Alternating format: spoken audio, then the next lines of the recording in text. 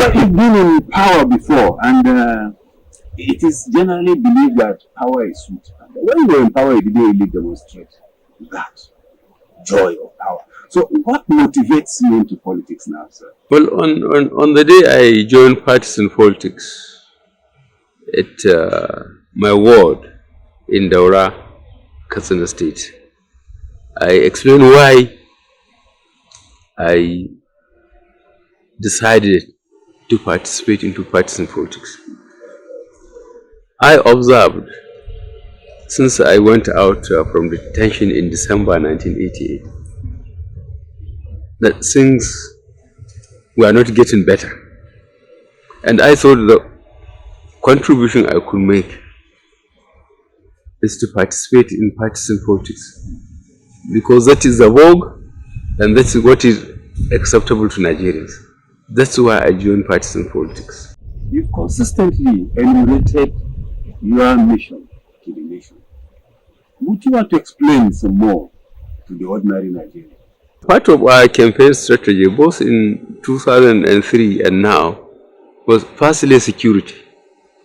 This country is totally, physically and virtually materially insecure.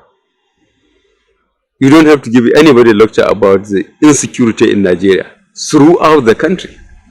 So the first thing any responsible government could do is to secure the nation state.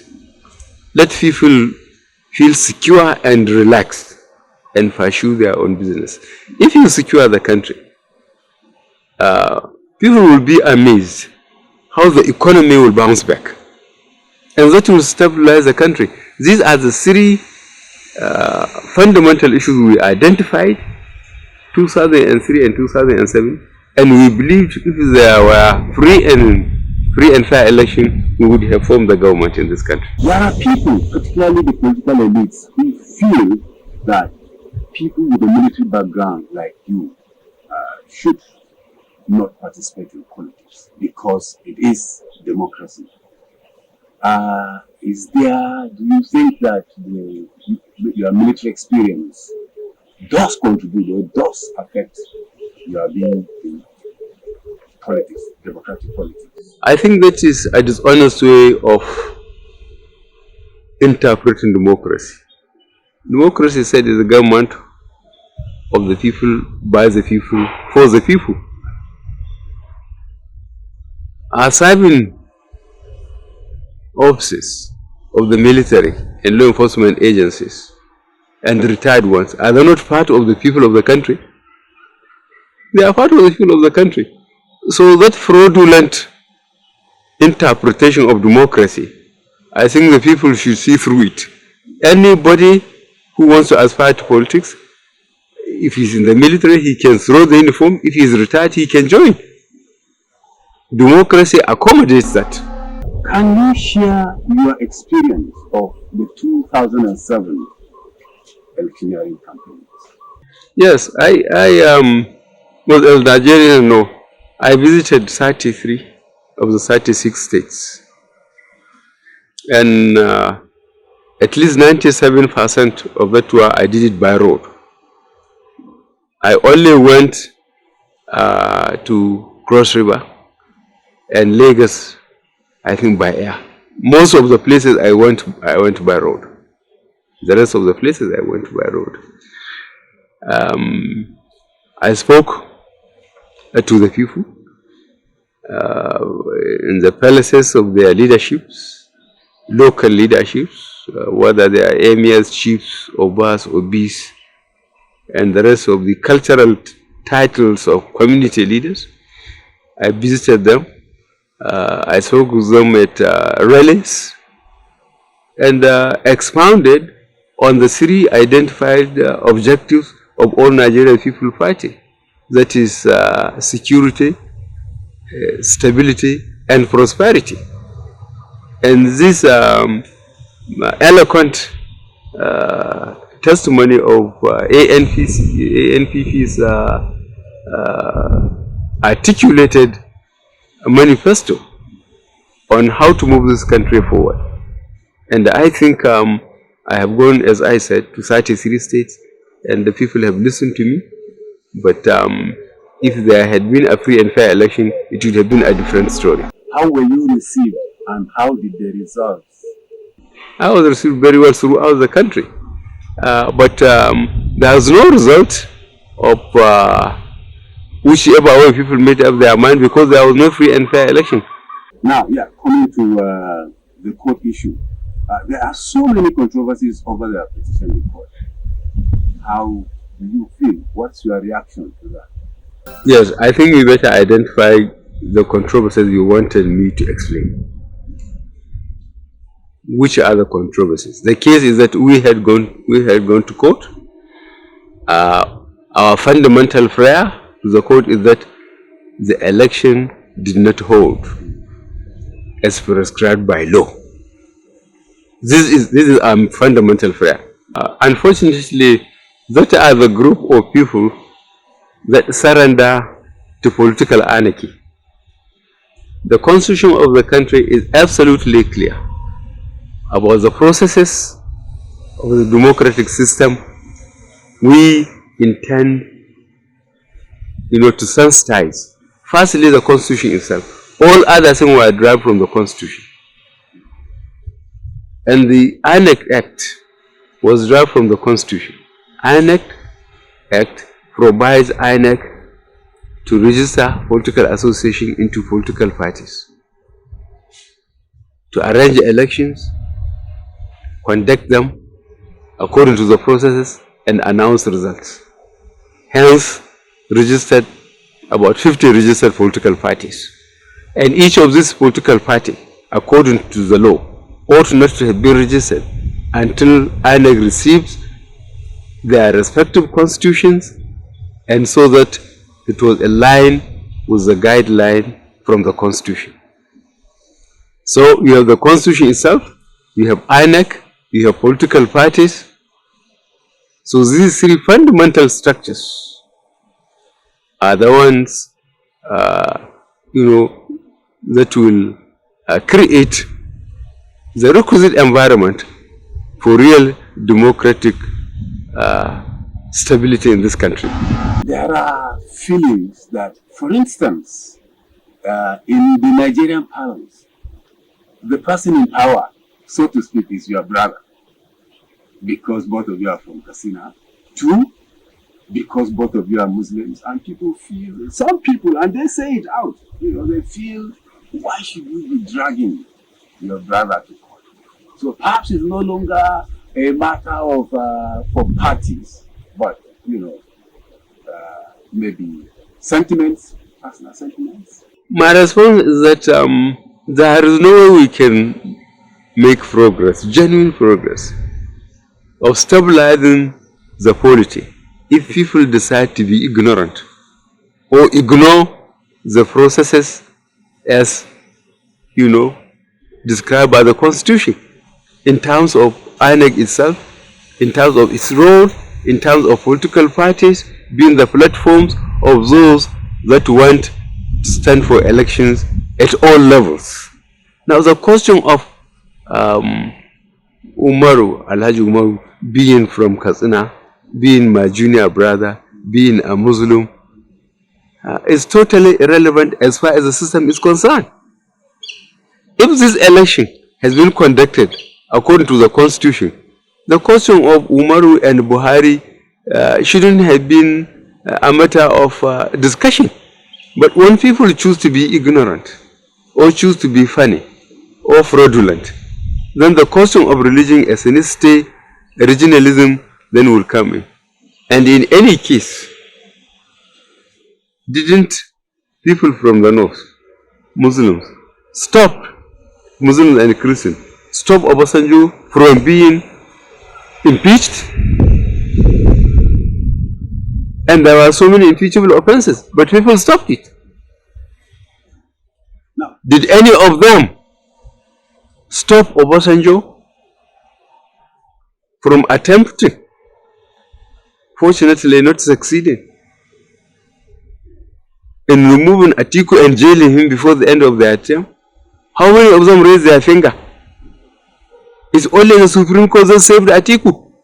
That saved his political and perhaps and saved his life. Where were they? Now, given the level of mischief that we see within the higher elite, and those are the people that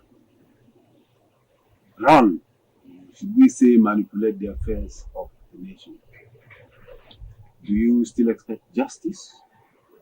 I expect justice because look at what has been happening in terms of avoiding some of the uh, results of the elections, and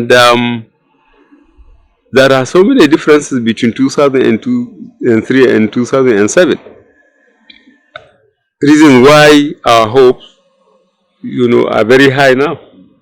Firstly, among them is that the court this time around insisted on being lawful. By this I mean being strict about the Electoral Act 2006. In 2003, the court, the appeal court, subpoenaed INEC to bring documents according to Electoral Act 2002 to prove that Obasanjo won the election, not me. INEC refused, and the court did nothing. We went to Supreme Court. The Supreme Court did nothing about that. The court itself was being lawless. But this time around, when we asked for documents, to be given access to documents, according to Electoral Act 2006, the court allowed us. That was why we were able to collect documents from 29 states to prove that there was no election. This is a fundamental difference between what the court used to be and what it is now, or the judiciary. There are cases in court, there are ANPP cases, and there is your own case in court. What is the relationship between your case and other ANPP cases in court? It's Electoral Act. When we uncovered that we were rigged out, we were ruthlessly rigged out throughout the country, we warned our candidates and our party to move swiftly and collect data from the field and move to and go to the tribunals, to the respective tribunals in the states. And that's what the ANPP and the candidates did. The fact that some people were paid and opted out, a few of them from the secretariat, doesn't mean that the ANPP as a party has asked its members to pull out. Now, even if it did, they refuse. Well, perhaps you would recall that on the 28th of June this year, I issued a written statement to all the media houses and general public that from the end of the election to Supreme Court decision, there was no vacuum. We are very, very active. After which, we will come out and address the world, not only Nigeria, on our way to move forward. So, we are still in that period until after the Supreme Court judgment on this issue. If, for instance, let's assume that the court says, okay, there will be another election, then of course you are the candidate. But God forbid, should it be that you don't succeed this time, and then other parties woo you to be their candidate subsequently, would you leave ANPP because you've lost? Lost what? You've lost at the court as well. Well, this is something, there are too many ifs. And the most fundamental of your ifs have been answered. That we are going to make our decision and announce it, after the court judgment. Because so much is tied to the court judgment. Even in your own questions, it's all tied to the court judgment. And we say until that judgment is pronounced, um, we deserve or we reserve to keep quiet about that. But I would like to remind you that 7 parties virtually nominated me, or rather gave me ticket. 7 parties. Yeah, that's why I'm raising the issue, because So it would, I think I would have no problem. at the moment, sir, that's what Nigerians see. Maybe the party does not have that problem, but there is not. We don't really see that the party is having that zeal behind it as it ought to. So that's why we are raising. Well, I only say you are wrong. You are right that the ANPP, this time it has to be in court, because it is part of the leadership of the ANPP that withdrew their presidential case. Mercifully, the constitution, the electoral, therefore the electoral act allowed either a party individually or candidate individually to pursue their court cases to logical conclusion, and that's what I decided to do. Not all the party, not all the party in the sense that they withdrew from my own case, but have they withdrawn from all cases of our gubernatorial candidate, senatorial candidates, House of Assembly candidates, and House of Representative candidates that are in various states? They even didn't know, they even forgot about it, because they are so much in a hurry, to make up for their contract, to make sure the presidential candidate has been embarrassed and maybe either thrown out of court or thrown out of the party. They forgot about the other 37 chapters, 36 states plus Abuja, where so many of the candidates, most of our candidates are in court. It is very unfortunate, sir, and I think we still have a battle actually to deal with the party as well, because for you to succeed at the national with Nigeria, I think there is a need for your party to really come together. What would you want to say to your party, to your supporters, finally? Well, I have, as I have told you, I have spoken. I am referring to this signed statement of 28th of June, that there would be no vacuum between the end of election to Supreme Court judgment. We are doing what you think we are just suggesting. As far as I am concerned, my party is intact. Those who, for whatever reason, they surrendered themselves, to PDP for whatever they get and for whatever they want to get.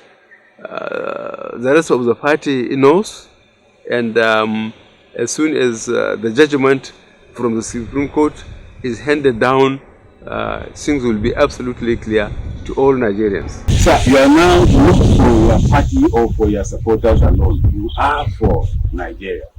If you had the opportunity to address the entire population of Nigeria for 2 minutes, what would you want to tell them? They should be very careful about their nation state, and they should heed my warning about Somalialization of Nigeria.